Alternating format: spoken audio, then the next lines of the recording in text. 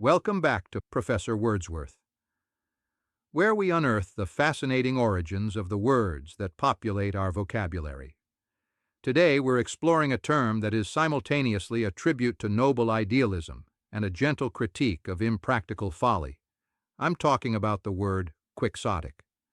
We are invoking one of the most beloved and influential literary characters in all of Western civilization. The word quixotic is an adjective, and it is a direct linguistic descendant of a proper noun. Don Quixote, the protagonist of the 17th century Spanish novel El Ingenioso Hidalgo, Don Quixote de la Mancha by Miguel de Cervantes. Published in two parts, in 1605 and 1615, the novel is widely regarded as one of the greatest works of fiction ever written. But what exactly about this character earned him the honor of having an adjective forged in his image? To understand the word, we must first understand the man. He is, however, utterly obsessed with chivalric romances, tales of knights, dragons, giants, and damsels in distress.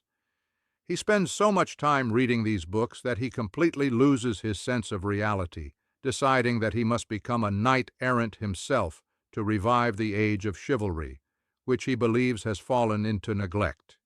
He renames himself Don Quixote, renames his old, tired horse Rocinante, and designates a local peasant girl, Aldonza Lorenzo, as his muse and idealized love, whom he calls Dulcinea del Toboso.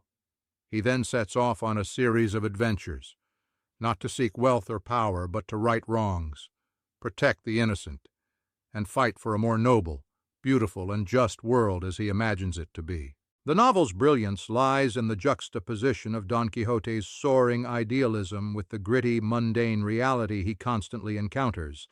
This is where the word quixotic truly finds its meaning. Don Quixote sees the world not as it is, but as it should be, or rather as it is described in the fantasy books he has read.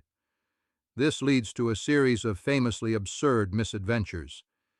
In the most iconic episode, he charges at a group of windmills, convinced they are malevolent giants. He is unceremoniously knocked to the ground, but rather than admitting his error, he blames a cunning sorcerer for transforming the giants into windmills. His poor squire, Sancho Panza, a practical, earthy peasant, is his constant companion and foil, a voice of reason in a world that his master refuses to see. Sancho is often the audience's window into the truth, pointing out the windmills for what they are and trying to convince his master of the absurdity of his quests. But Don Quixote is not simply a foolish old man. His madness is not malicious. It is a manifestation of an unwavering and in many ways admirable idealism.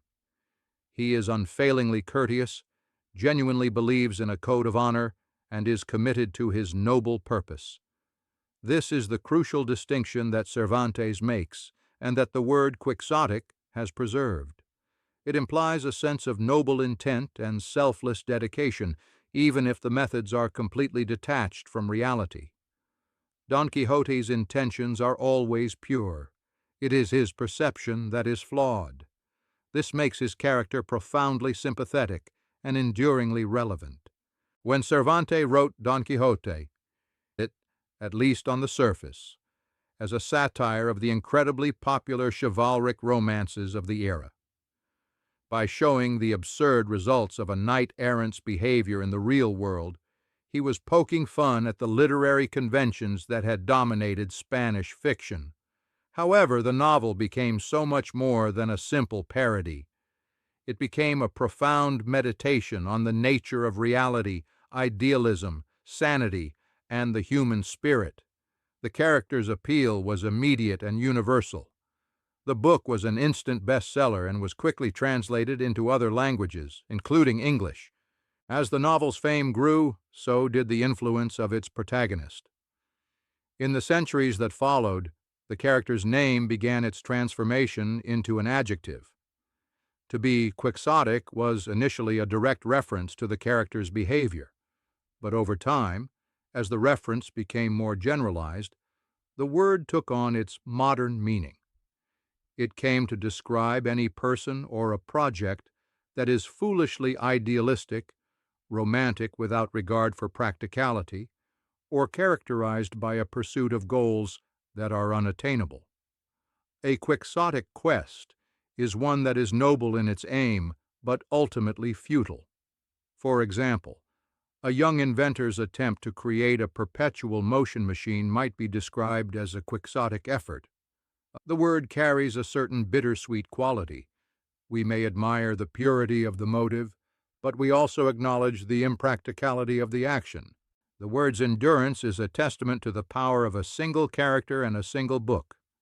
Cervantes' novel gave us not just a story, but a new way of seeing the world. It captures the paradox of the human condition, the tension between our grandest dreams and the mundane reality that often confronts them. To be quixotic is to be a dreamer, but one whose dreams are so grand that they transcend the possible. It is to tilt at windmills, to see giants where others see only machines, and to do so with a heart full of courage and an unwavering belief in a more beautiful world. The word has endured because, in some small way, we all have a little of Don Quixote in us. We all at some point are faced with the choice to see the world as it is, or to see it as we wish it to be. So, the next time you hear the word quixotic, you can appreciate its rich literary heritage. It's a word that bridges the gap between a fictional character and our own human experiences.